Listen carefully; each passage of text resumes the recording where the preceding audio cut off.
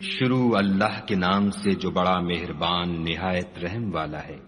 الف لام را، یہ خدا کی کتاب اور قرآن روشن کی آیتیں ہیں۔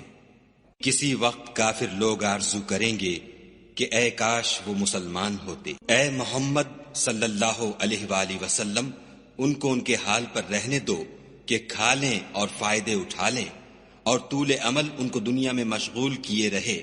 ان قریب ان کو اس کا انجام معلوم ہو جائے گا۔ اور ہم نے کوئی بستی ہلاک نہیں کی مگر اس کا وقت مرقوم و معین تھا۔ کوئی جماعت اپنی مدت وفات سے نہ آگے نکل سکتی ہے نہ پیچھے رہ سکتی ہے۔ اور کفار کہتے ہیں کہ اے شخص جس پر نصیحت کی کتاب نازل ہوئی ہے، تو دیوانہ ہے۔ اگر تو سچا ہے تو ہمارے پاس فرشتوں کو کیوں نہیں لے آتا؟ کہہ دو ہم فرشتوں کو نازل نہیں کیا کرتے مگر حق کے ساتھ، اور اس وقت ان کو مہلت نہیں ملتی۔ بے شک یہ کتاب نصیحت ہم ہی نے اتاری ہے اور ہم ہی اس کے نگہبان ہیں۔ اور ہم نے تم سے پہلے لوگوں میں بھی پیغمبر بھیجے تھے، اور ان کے پاس کوئی پیغمبر نہیں آتا تھا مگر وہ اس کے ساتھ استہزاء کرتے تھے۔ اس طرح ہم اس تکذیب و ضلال کو گناہ گاروں کے دلوں میں داخل کر دیتے ہیں، سو وہ اس پر ایمان نہیں لاتے، اور پہلوں کی روش بھی یہی رہی ہے۔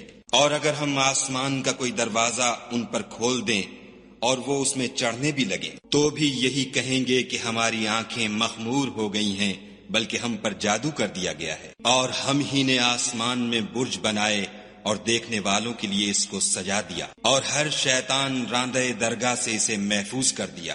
ہاں اگر کوئی چوری سے سننا چاہے تو چمکتا ہوا انگارہ اس کے پیچھے لپکتا ہے۔ اور زمین کو بھی ہم ہی نے پھیلایا اور اس پر پہاڑ بنا کر رکھ دیے، اور اس میں ہر ایک سنجیدہ چیز اگائی۔ اور ہم ہی نے تمہارے لیے اور ان لوگوں کے لیے جن کو تم روزی نہیں دیتے اس میں معاش کے سامان پیدا کیے۔ اور ہمارے ہاں ہر چیز کے خزانے ہیں، اور ہم ان کو بمقدار مناسب اتارتے رہتے ہیں۔ اور ہم ہی ہوائیں چلاتے ہیں جو بادلوں کے پانی سے بھری ہوئی ہوتی ہیں، اور ہم ہی آسمان سے مے برساتے ہیں، اور ہم ہی تم کو اس کا پانی پلاتے ہیں، اور تم تو اس کا خزانہ نہیں رکھتے۔ اور ہم ہی حیات بخشتے اور ہم ہی موت دیتے ہیں، اور ہم ہی سب کے وارث مالک ہیں۔ اور جو لوگ تم میں پہلے گزر چکے ہیں ہم کو معلوم ہیں، اور جو پیچھے آنے والے ہیں وہ بھی ہم کو معلوم ہیں۔ اور تمہارا پروردگار قیامت کے دن ان سب کو جمع کرے گا، وہ بڑا دانا اور خبردار ہے۔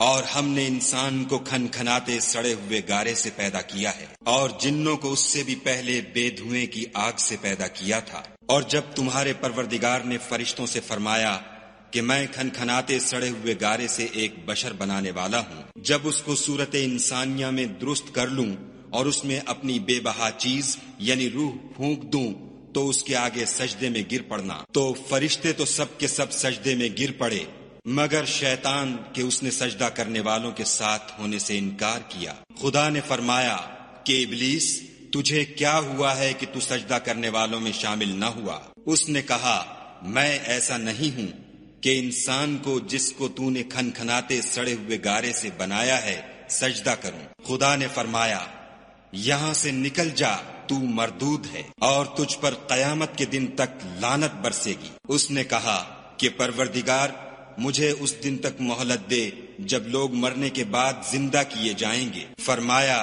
کہ تجھے مہلت دی جاتی ہے وقت مقرر یعنی قیامت کے دن تک۔ اس نے کہا کہ پروردگار جیسا تو نے مجھے رستے سے الگ کیا ہے میں بھی زمین میں لوگوں کے لیے گناہوں کو آراستہ کر دکھاؤں گا اور سب کو بہکاؤں گا۔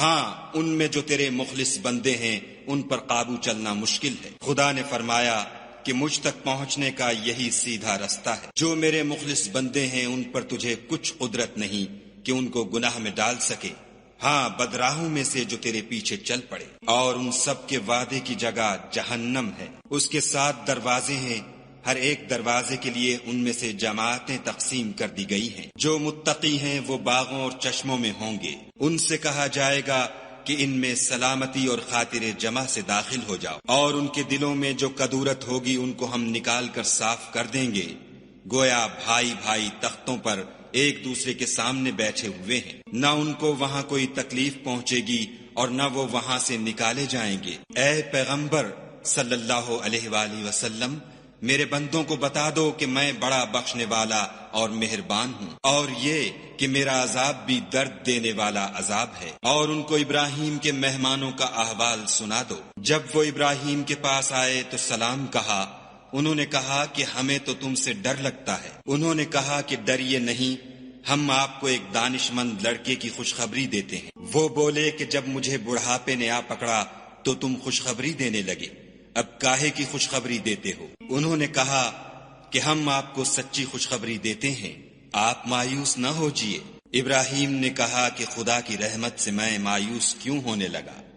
اس سے مایوس ہونا گمراہوں کا کام ہے۔ پھر کہنے لگے کہ فرشتوں تمہیں اور کیا کام ہے؟ انہوں نے کہا کہ ہم ایک گناہ گار قوم کی طرف بھیجے گئے ہیں کہ اس کو عذاب کریں، مگر لوط کے گھر والے کہ ان سب کو ہم بچا لیں گے، البتہ ان کی عورت کہ اس کے لیے ہم نے ٹھہرا دیا ہے کہ وہ پیچھے رہ جائے۔ پھر جب فرشتے لوط کے گھر گئے تو لوط نے کہا تم تو ناآشنا سے لوگ ہو۔ وہ بولے کہ نہیں، بلکہ ہم آپ کے پاس وہ چیز لے کر آئے ہیں جس میں لوگ شک کرتے تھے، اور ہم آپ کے پاس یقینی بات لے کر آئے ہیں اور ہم سچ کہتے ہیں۔ تو آپ کچھ رات رہے سے اپنے گھر والوں کو لے نکلیں اور خود ان کے پیچھے چلیں، اور آپ میں سے کوئی شخص پیچھے مڑ کر نہ دیکھے، اور جہاں آپ کو حکم ہو وہاں چلے جائیے۔ اور ہم نے لوط کی طرف وحی بھیجی کہ ان لوگوں کی جڑ صبح ہوتے ہوتے کاٹ دی جائے گی، اور اہل شہر لوط کے پاس خوش خوش دوڑے آئے۔ لوط نے کہا کہ یہ میرے مہمان ہیں، کہیں ان کے بارے میں مجھے رسوا نہ کرنا، اور خدا سے ڈرو اور میری بے آبروئی نہ کیجو۔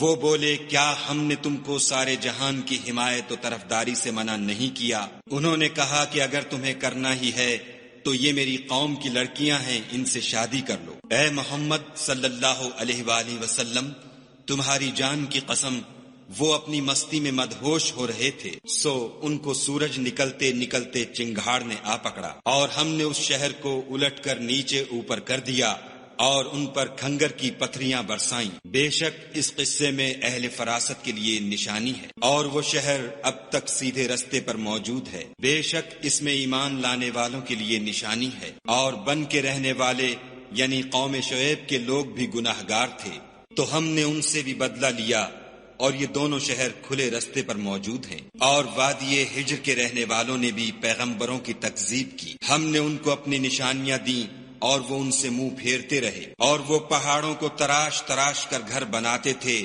کہ امن و اطمینان سے رہیں گے، تو چیخ نے ان کو صبح ہوتے ہوتے آ پکڑا، اور جو کام وہ کرتے تھے وہ ان کے کچھ بھی کام نہ آئے۔ اور ہم نے آسمانوں اور زمین کو اور جو مخلوقات ان میں ہے اس کو تدبیر کے ساتھ پیدا کیا ہے، اور قیامت تو ضرور آ کر رہے گی، تو تم ان لوگوں سے اچھی طرح سے درگزر کرو۔ کچھ شک نہیں کہ تمہارا پروردگار ہی سب کچھ پیدا کرنے والا اور جاننے والا ہے۔ اور ہم نے تم کو 7 آیتیں جو نماز میں دہرا کر پڑھی جاتی ہیں، یعنی سورہ الحمد اور عظمت والا قرآن عطا فرمایا ہے، اور ہم نے کفار کی کئی جماعتوں کو جو فوائد دنیاوی سے متمتع کیا ہے، تم ان کی طرف رغبت سے آنکھ اٹھا کر نہ دیکھنا اور نہ ان کے حال پر تعصف کرنا، اور مومنوں سے خاطر اور تواضع سے پیش آنا، اور کہہ دو کہ میں تو اعلانیہ ڈر سنانے والا ہوں، اور ہم ان کفار پر اسی طرح عذاب نازل کریں گے جس طرح ان لوگوں پر نازل کیا جنہوں نے تقسیم کر دیا، یعنی قرآن کو کچھ ماننے اور کچھ نہ ماننے سے ٹکڑے ٹکڑے کر ڈالا۔ تمہارے پروردگار کی قسم ہم ان سے ضرور پرسش کریں گے ان کاموں کی جو وہ کرتے رہے، بس جو حکم تم کو خدا کی طرف سے ملا ہے وہ لوگوں کو سنا دو، اور مشرکوں کا ذرا خیال نہ کرو۔ ہم تمہیں ان لوگوں کے شر سے بچانے کے لیے جو تم سے استہزاء کرتے ہیں کافی ہیں۔ جو خدا کے ساتھ اور معبود قرار دیتے ہیں سو ان قریب ان کو ان باتوں کا انجام معلوم ہو جائے گا، اور ہم جانتے ہیں کہ ان کی باتوں سے تمہارا دل تنگ ہوتا ہے، تو تم اپنے پروردگار کی تسبیح کہتے اور اس کی خوبیاں بیان کرتے رہو، اور سجدہ کرنے والوں میں داخل رہو، اور اپنے پروردگار کی عبادت کیے جاؤ یہاں تک کہ تمہاری موت کا وقت آ جائے۔